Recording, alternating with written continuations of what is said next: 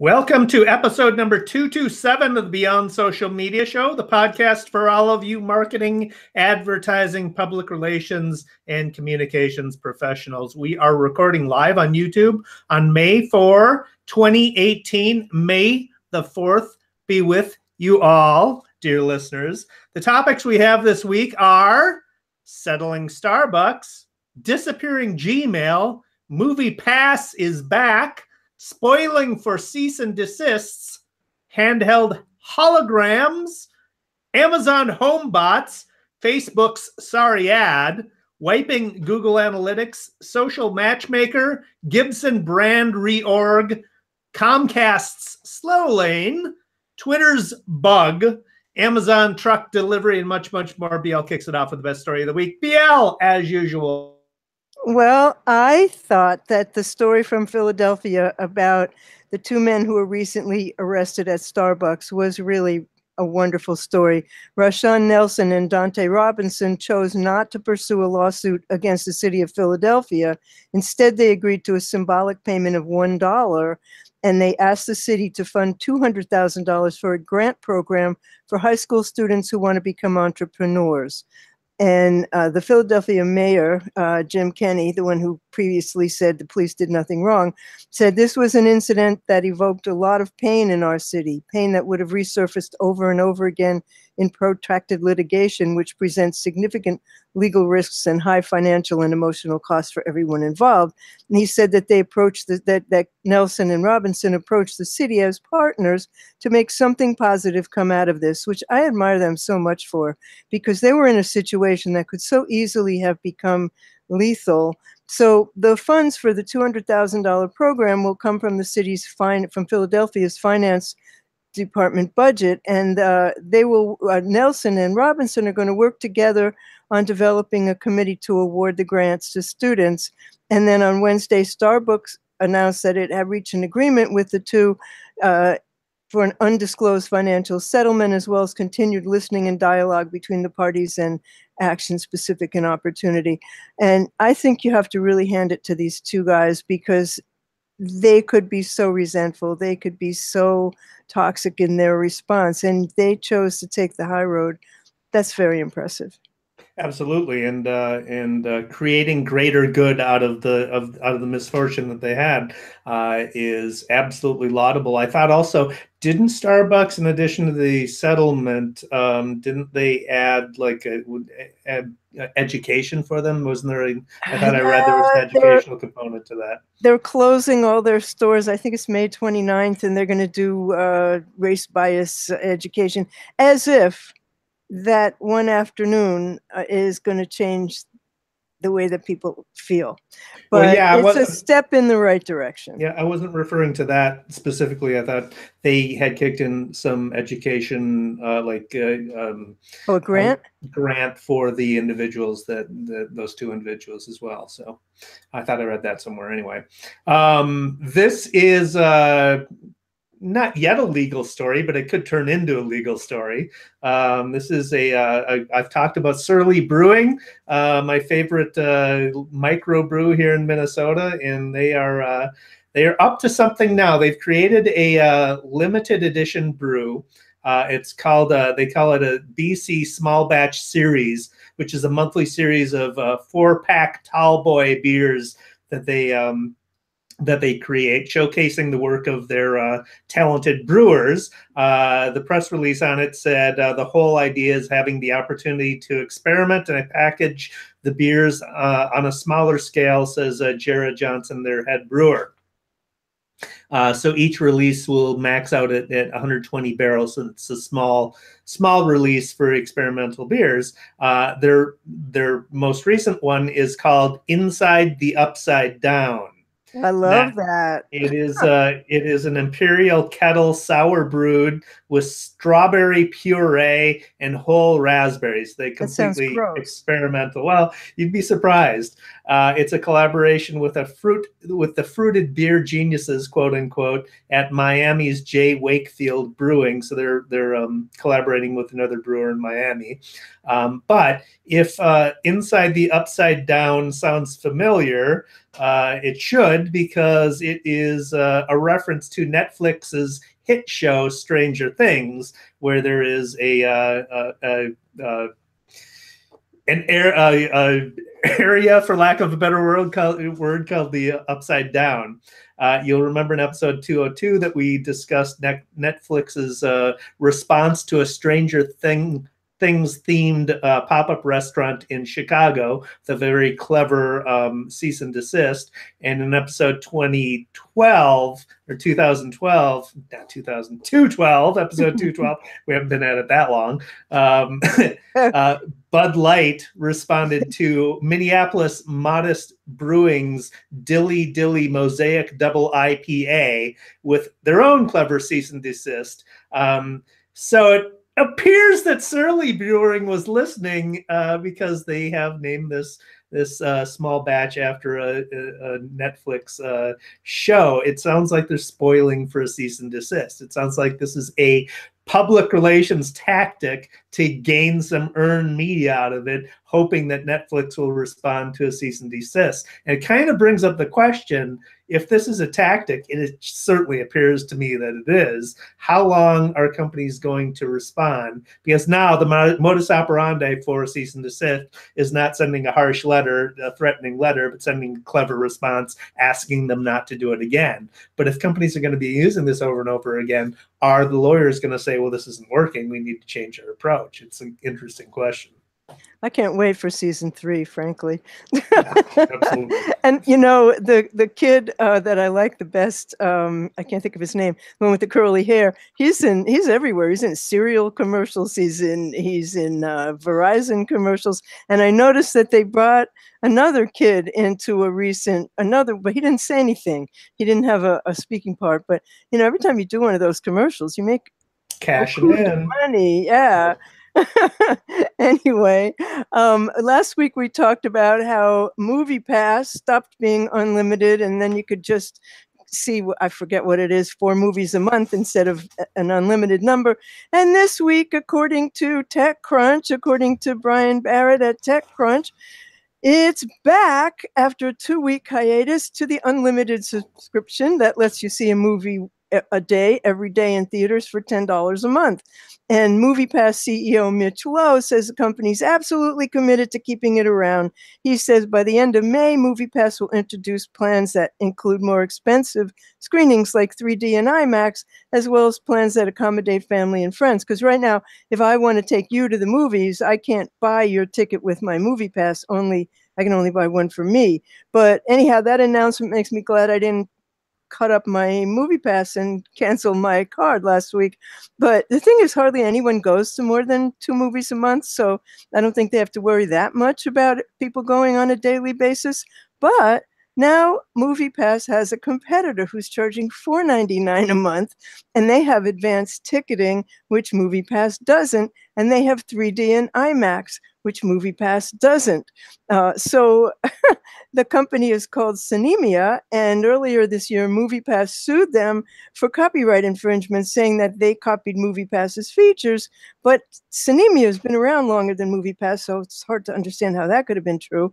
And specifically, MoviePass alleges that Cinemia violated a patent pertaining to automatic authentication and one pertaining to a ticketing system, and their litigation is ongoing. And we haven't heard the last about MoviePass, how many you can go to and how many you can't. But, you know, it's still, even if you pay $10 and you go to 1 movie a month, you're still coming out ahead of the game, at least in New York.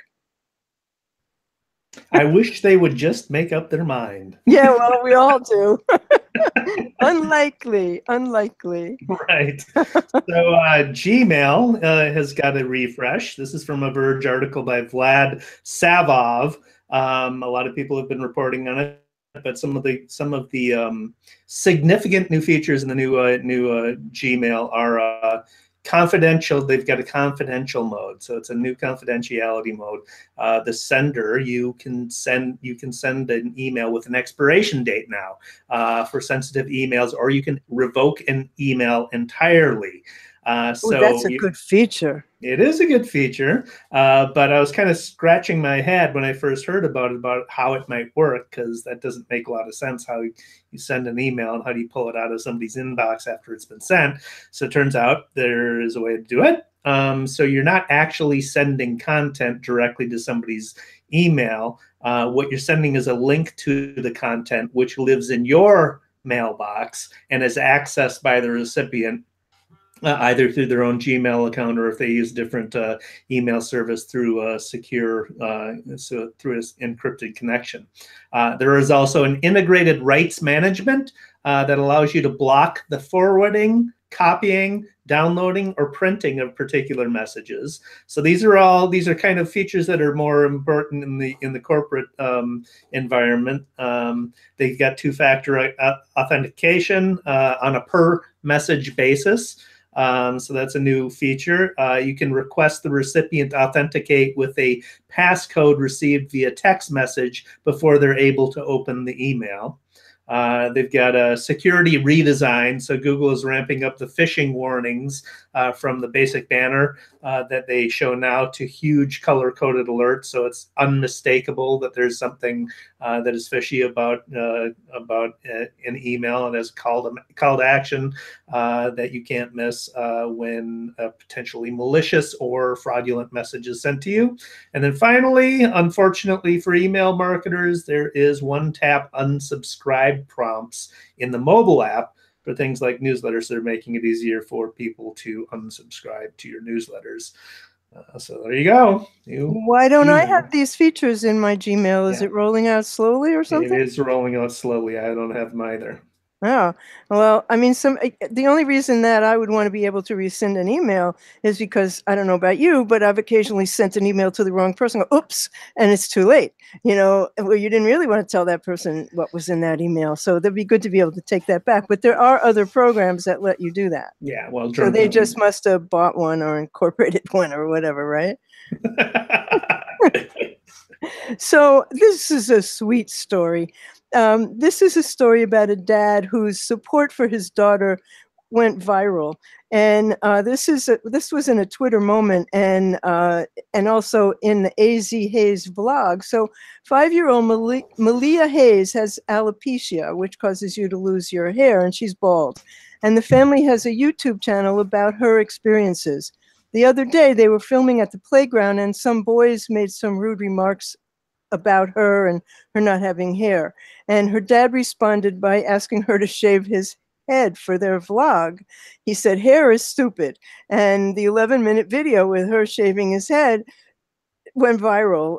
And to show her hair doesn't need to be what defines you, he said, I ended up letting her shave my head, and we decided that would be the vlog for today. And, 11 million people wanted to see it. I mean, it was just so sweet. It was such a wonderful support for this little girl. And hair is stupid. That's my favorite. That's awesome. That's awesome. I've often thought of shaving my head and going bald, except my head is denty, so I think it'd look awful. Most men look really nice with their head shaved, I mean, that's look, like, one of the few things you can really do to change your appearance. Yeah. It'll grow back. It's hair. Right. So this is just an awesome story. Who doesn't like holograms? Ever since May the 4th be with you, Star Wars and Princess Leia and the hologram, I've been fascinated with them. Apparently, there is somebody who's figured out how to do it in a fairly cost-effective way. From Euro News, Duncan Hopper is Hooper is the writer. There's a Chinese startup that has developed a projector that can create holographic images. The device is controlled by a mobile phone or a computer, and it works with by using like fan-like blades that are lined with LEDs. It's made by a company called DC Lab in Nanjing, and it's a little handheld device that you hold and outshoots a hologram. It's amazing. How much does it cost? Well, they don't have a price on it, but they said the CEO said the hardware is relatively simple, and so it's a lower cost than other technologies. They've received 10,000 orders reportedly since the beginning of mass production in June of last year. So it's relatively new to the market, but I can think, I mean, that's something I'm going to tell our staff this is a technology that is going to be available. So it's something we should be thinking about in terms of creative messaging. That's so cool. Yeah. That really is. Yeah, there's a video of it. We'll put them on the show notes. Okay. Yeah. So I think that I'm out of good news.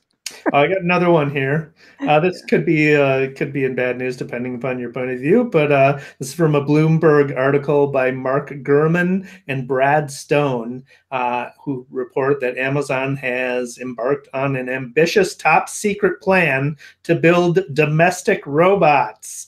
The project is codenamed Vesta, after the Roman goddess of the hearth, home, and family. The project is being overseen by Greg Zur, who runs Amazon's Lab 126 hardware research and development division. This is the lab that's responsible for developing devices like the Echo speaker, Fire TV and set-top boxes, the Fire tablets, and even the Fire phone, for what it's worth. Amazon's aggressively ramping up their hiring for this division. They've got dozens of listings on the Lab 126 jobs page for openings like software engineer robotics, principal sensor engineer. They apparently hope to be seeding the robots in employees' homes by the end of the year, and potentially with customers as early as 2019. The prototypes have advanced cameras and computer vision software to help them navigate through your home. So we'll see what they're like, but this is inevitable, I think. So it's who's going to race to come up with the first viable home robotic product. Does it do the laundry? One would hope. Well, I have another Amazon story. I mean, Amazon's just too much in your life, if you ask me. And this is Amazon. A few months ago, they announced, this is from, wait, let me tell you, this is from The Verge, and it's Andrew J. Hawkins. And the story's about a few months ago, Amazon announced that they would deliver the packages inside your home, which the majority of people rejected. So their new service gives its couriers access to a person's vehicle for the purpose of leaving packages inside. And rather than use smart locks and cloud-connected cameras, they want to use connected technologies embedded in many vehicles. So they're in partnership with General Motors and Volvo. They'll be rolling out in 37 cities in the US starting today. They've been beta testing the service in California and Washington. So in a video that we'll have in the show notes, a woman says she likes getting diapers delivered to her car because it meant her toddlers could sleep through a delivery without being disturbed by the doorbell. And another woman said she used it to have birthday presents delivered to the trunk of her car so her kid wouldn't know what they were. And so to access the delivery service, you need to add your car to your Amazon Key app and include a description of the vehicle so Amazon's couriers will be able to locate it. Then the car has to be parked with a certain radius of an address under that Amazon uses for delivery. So it either could be home or work. Driveways, parking lots, parking garages, and street parking are eligible, just so long as it's not some random address. So some people are going to be automatically turned off by this service, particularly me, especially after reading that security researchers have discovered that Amazon's cloud-connected camera for in-home deliveries can be disabled and frozen from a program run from any computer within Wi-Fi range. We talked about this, Dave, didn't you do something about that? At any rate, while their cloud-connected camera provided a layer of security for those who would want to monitor their in-home deliveries and in-car deliveries, don't have that. So Amazon says that you'll get multiple notifications and you'll be able to block the delivery. So the bottom line is now, instead of worrying about a package being stolen off your porch, you can worry about your car being stolen. Thanks, Amazon. Well, I don't have a trunk that's separated from my trunk is the hatchback of my SUV, right? A lot of people's are like that. Yeah. So if it were just a enclosed trunk, it's something I might actually consider. But yeah. I don't know, Dave. I don't know. So what do you got? their same or next day delivery, whatever, is pretty good to the home anyway. I don't really see the need for it. This is something everybody needs to pay attention to, so listen closely. This is from a Jeffalytics article by Jeff Sawyer, who is very talented analytics guy who used to be here in Minneapolis and is in California now, I believe. But he has posted a blog post, which we'll link to in the show notes, and a video explaining that Google Analytics has new tools that are helping prepare for the global data protection regulations that are rolling out in Europe and likely to affect us, and in this instance will definitely affect us.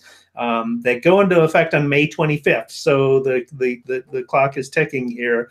We are in the month of May, and they will start rolling out on May 25th.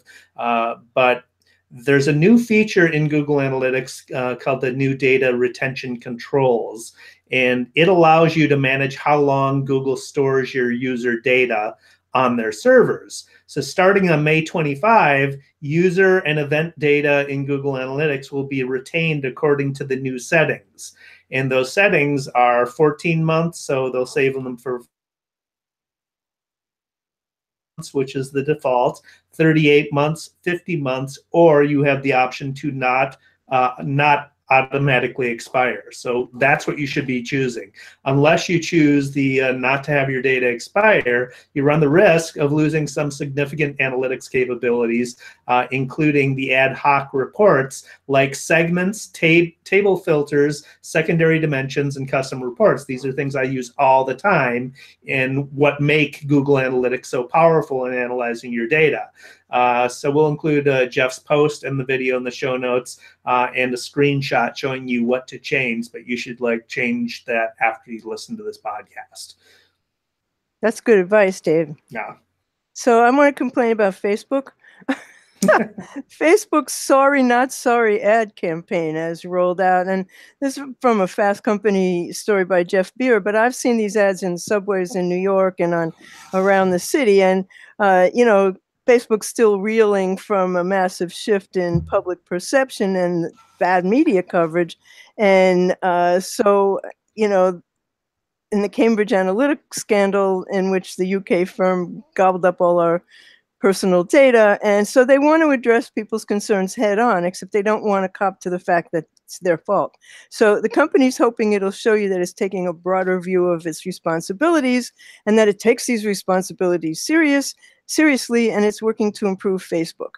And the ads are a tidy mix of aw shucks coupled with standard Silicon Valley utopia vibe, hence the twee-spirational piano soundtrack. So created by the company's in-house marketing team called The Factory, it uses everyday images, posts, and people to sell the idea of Facebook back to us.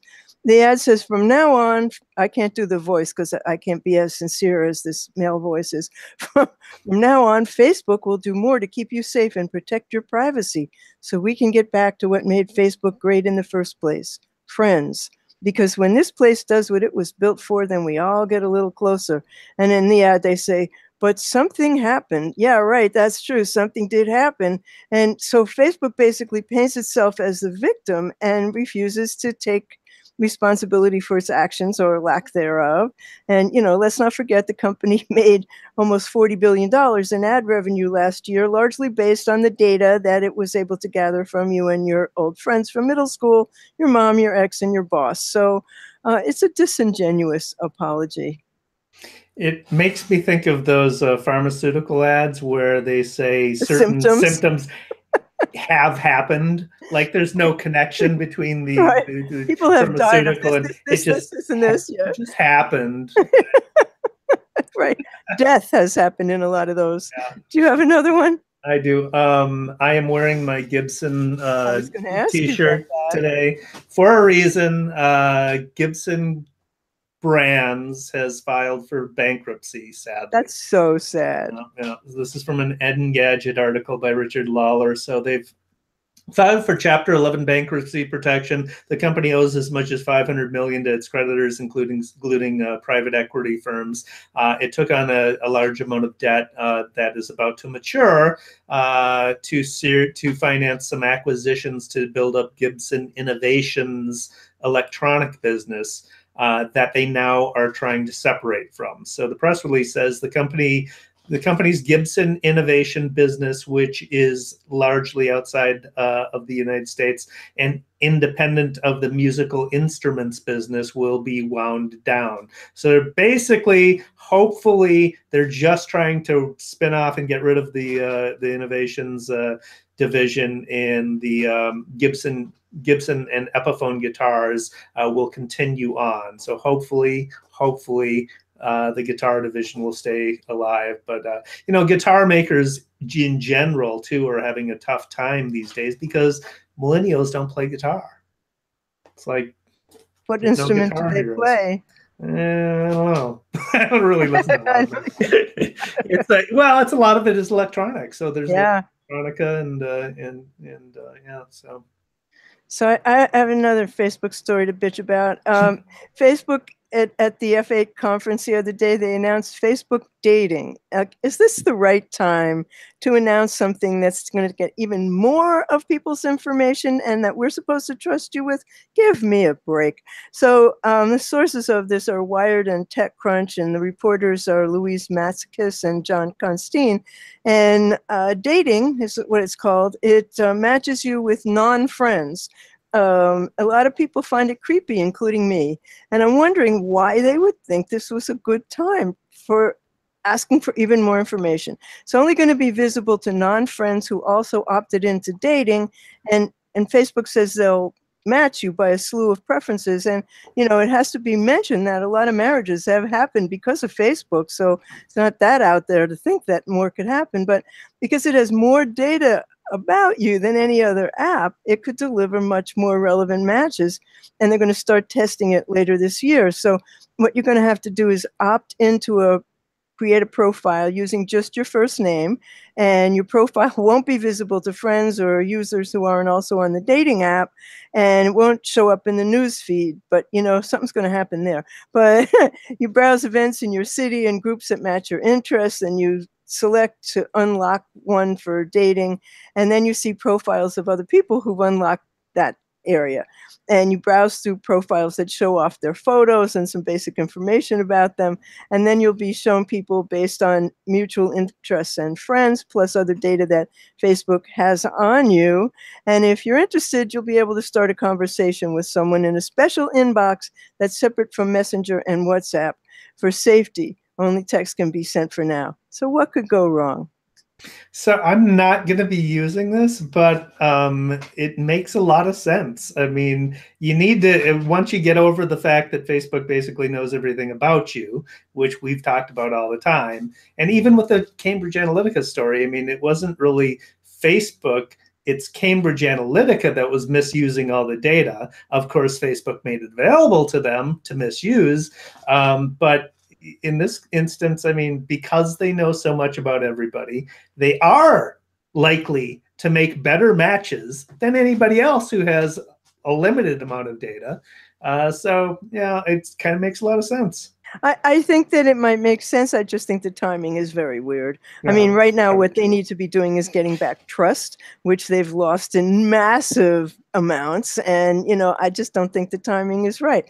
They withdrew their smart speaker because they realized people don't want them in their home. So, I just think like they have some weird idea of what's okay and what's not. That's all. So do you have another one, Dave? I do not. Well, I don't know if everybody remembers, but not that long ago, Comcast was the most hated company in the world, and they're trying to get back to that status.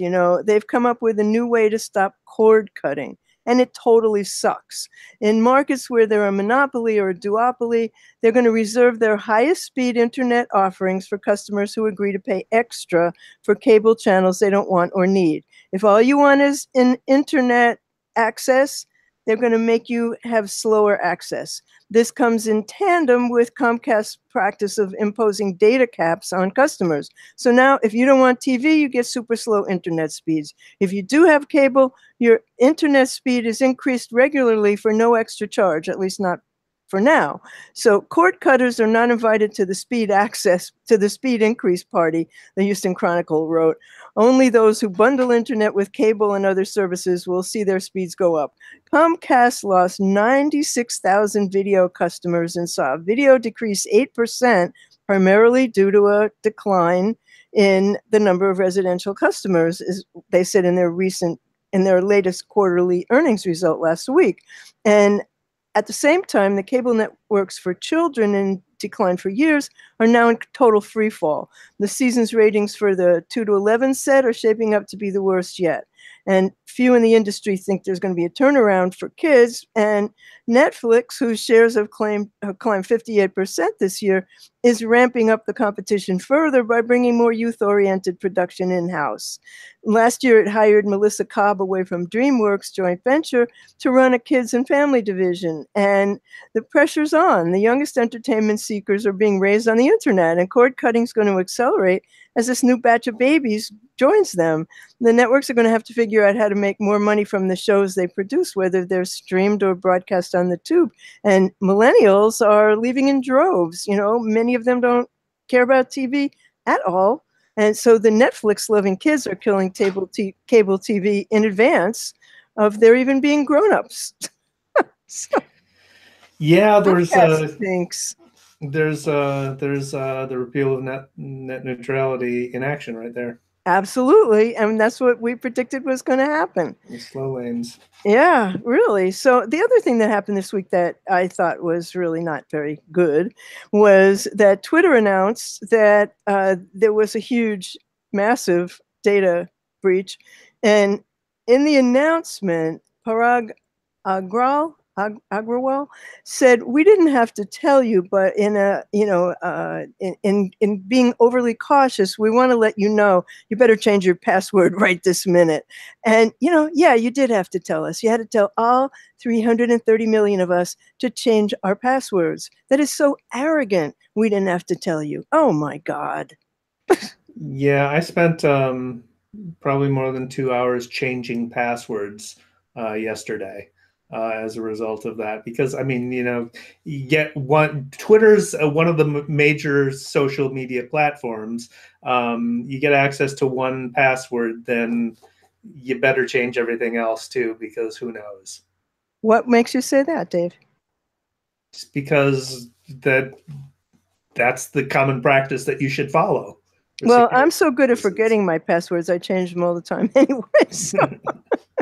And then you read about these things that are like password protectors. Like, yeah, really, that sounds like a hacker's paradise. Well, remember LastPass got hacked. Yeah, of course.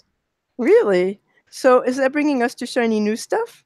It is. I have a pretty cool one. Tell us. Autodesk, the popular sketchbook software, drawing software. So Autodesk Sketchbook, this is from a 9 to 5 Toys article by Justin Kahn. Their drawing software is now free. The full version is now free on iOS, on Mac, on Android, and on Windows. So we'll include a link to that in the show notes at beyondsocialmediashow.com/227 so that you can get those. That's very cool. That really is. Do you remember what it cost before? I don't, but I think it was a lot. Yeah. So Robin Good he comes up with all these great apps, and he came up this week with an online SEO tester that'll analyze any website's health by getting instant scores and analysis of all the key elements that allow a site to be visible and well indexed inside Google's results. It does an overall SEO check on any website by reporting on key critical indicators such as titles, tags, speed, sitemap, content, keyword density, and so on, and social graph, open graph, and Twitter card, social plugin, all sorts of places that you'll get reports on, and it provides both an individual score for each element checked and an overall score. It does not require registration or login, and it's free. So do you know if this is done on a per page basis, or does it do an entire site? I believe it will do the site.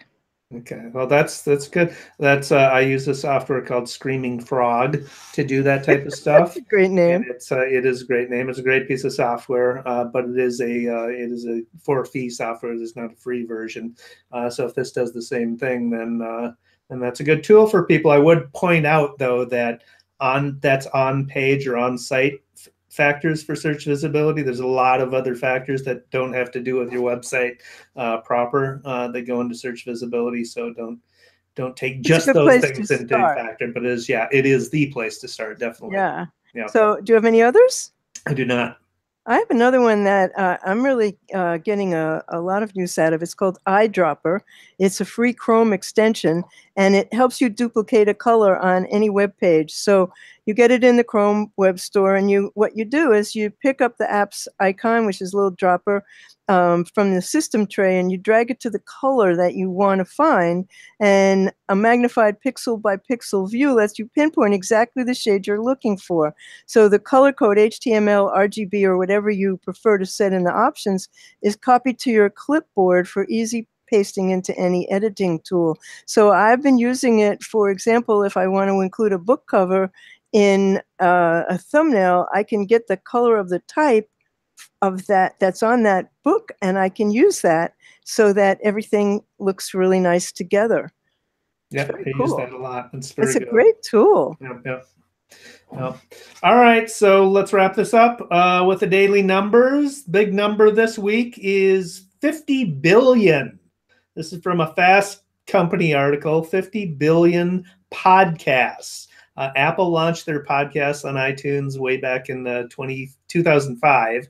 And these days, iTunes is home to over 525,000 active shows with more than 18.5 million episodes available that include content from over 100 languages, covering 155 countries. In 2014, there were 7 billion podcast downloads. In 2016, that went up to 10.5 billion. In 2017, it went up to 13.7 billion episodes downloaded and streamed across podcast app and iTunes. And in March 2018, Apple reported 50 billion all-time episode downloads and streams. So podcasting, that's the thing. We've been saying that for a very long time. That's right. The question, of course, always is how many of those podcasts have listeners, and how many of the listeners listen to the whole podcast. But the statistics back up the fact that most people do listen to the whole show. Yeah, and 525,000 active shows. So, yeah, that's a lot. Yeah, and if you're not in on that one, you're missing out on something. So that brings us to the end of episode 227 of the Beyond Social Media Show. It will be on our blog, beyondsocialmediashow.com/227. And we will have links of all the stories that we mentioned in episode 227. And my charming co-host here is David Erickson. He's D. Erickson on Twitter. He blogs at eStrategyBlog.com and CreativePR.com/blog, both of which are must-reads every week for me and should be for you. He's on YouTube as eStrategy. I'm BL Ochman. I'm on Twitter as What's Next. I blog at what'snextblog.com. I'm on YouTube as What's Next Blog. My business site is blochman.com. And Mother's Day is around the corner, guys, and funwalkers.com is my site for buying funny license plates for members of your family or friends who use walkers, rollators, or scooters. Better hurry up. Mother's Day's coming up. The Beyond Social Media Show is on the web at beyondsocialmediashow.com, on YouTube as Beyond Social Media Show. We're on YouTube. We're on Twitter as BS Media. We're on iTunes. We're on iHeartRadio. We're on Amazon Echo. And we're back here next week, same time, same station. Thanks for watching. Thanks for watching.